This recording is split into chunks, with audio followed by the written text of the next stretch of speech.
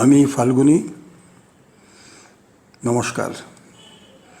আপনাদের অমৃত কথা শোনাতে প্রস্তুত।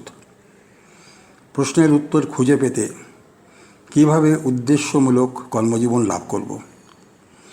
উদ্দেশ্যমূলক কর্মজীবন তখনই যখন আপনি নিজে আনন্দিত, কাজ করার সময় বিচলিত নন, আপনার ফোকাস কাজে, কাজের ফল ঈশ্বরের কাছে দায়িত্ব দিয়েছেন। সব কাজই তো ঈশ্বর প্রদত্ত, সুতরাং কাজটা উদ্দেশ্যমূলক যখন কাজের দ্বারা শুধু নিজের নয় অপরেরও উপকার হয়। কাজটা করছেন সবার সহযোগিতায়, কোনো দ্বন্দ্ব, মনোমালিন্য, দেশ না নিয়ে।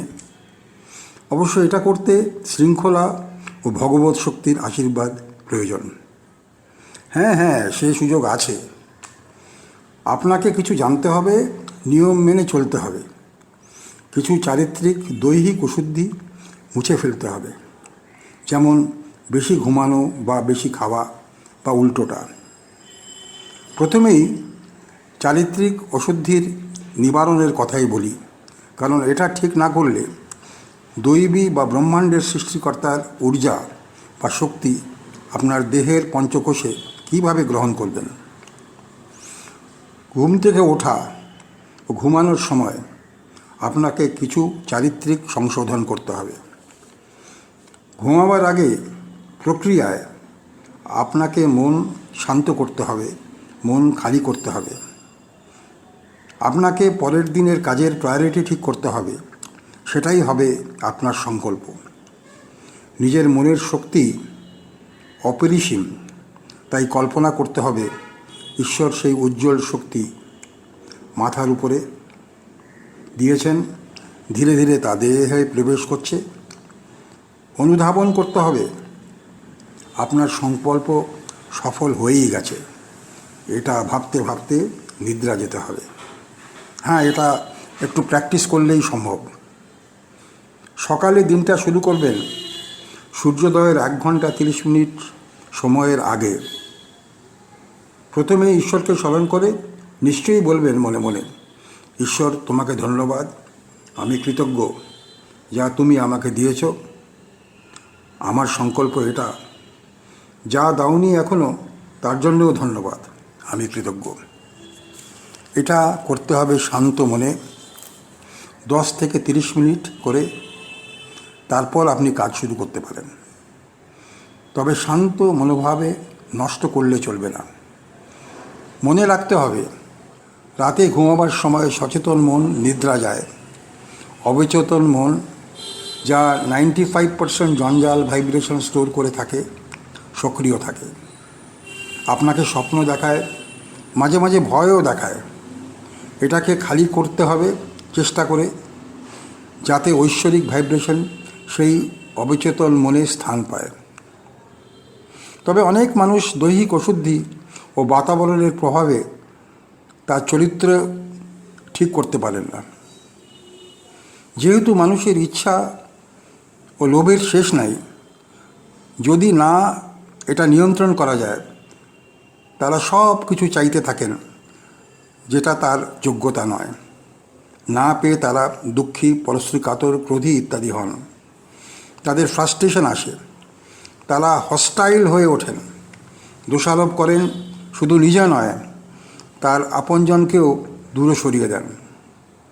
যেহেতু এই পৃথিবীতে প্রতিটি আত্মা একই পরমাত্মার সন্তান, এই বিভেদকারী শক্তি তাকে কখনো পারপাসফুল জীবন লাভে সাহায্যকারী হতে পারে না। সুতরাং মানুষকে শান্ত, মিষ্টভাষী এবং সকালে খুব শান্তভাবে দিনটা শুরু করতে হবে। সচেতন মন সারা রাত নিদ্রায় ছিল, তাই প্রথমেই দিনের শুরুতে কোনো দ্বন্দ্ব, কন্ট্রোভার্সিয়াল বিষয়ে আলোচনা শুরু করা উচিত নয়। সূর্য উদয়ের আগে সময় গঠনমূলক চিন্তা করার একটা অপূর্ব সময়। কোলাহল ও দ্বন্দ্ব নিজের উইকনেসকে ভিকটিম কার্ড দিয়ে ঢাকা যায় না। মানুষ জয়ী মানুষের সাথেই সাথী হতে চায়, শান্তি বাতাবরণ চায়। সুতরাং পারপাসফুল কাজ শান্ত মনেই সম্ভব। এবার মনোবিজ্ঞানীরা কী বলেন সেই উপদেশগুলো বলি। দিনের প্রথমে মিডিয়া, সোশ্যাল মিডিয়া ইত্যাদি দেখবেন না। কাজ ধীরে ধীরে শুরু করুন। তার আগে ব্রেকফাস্ট ও জল পান করুন, স্নান করুন, পরিষ্কার কাপড় পরুন, ঈশ্বরকে প্রণাম করে কাজ শুরু করুন। আর্গুমেন্টে জড়াবেন না। রিলেশনশিপ তৈরি করুন মানুষের সাথে। বন্ধু ছাড়া জীবনে একা কিছু করা যায় না, তাই পারপাসফুল কাজও হয় না। ঈশ্বর এর আস্থা রাখুন, বিশ্বাস করুন ঈশ্বর আপনার পাশে আছেন। শেষে কাজটা কিভাবে করব, শ্রীকৃষ্ণ কি বলেছিলেন সেটাই জেনে নিই। কর্তব্য কর্মকে ঈশ্বরাপন্ন করে ফলের প্রতি আসক্তি ত্যাগ করা। কর্ম না করে থাকা যায় না। কাউকে টাইট দেব বলে সঠিকভাবে কাজ না করে ঈশ্বরকেও অপছন্দের ভাগী হতে হয়। আমরা কাজ করব কর্তব্যবশত। সত্যিকার যোগী পুরুষ হলেন তিনি, যিনি কর্মের মধ্যে সমতা খুঁজে পান এবং কর্মকে ঈশ্বরের উদ্দেশ্যে নিবেদন করেন।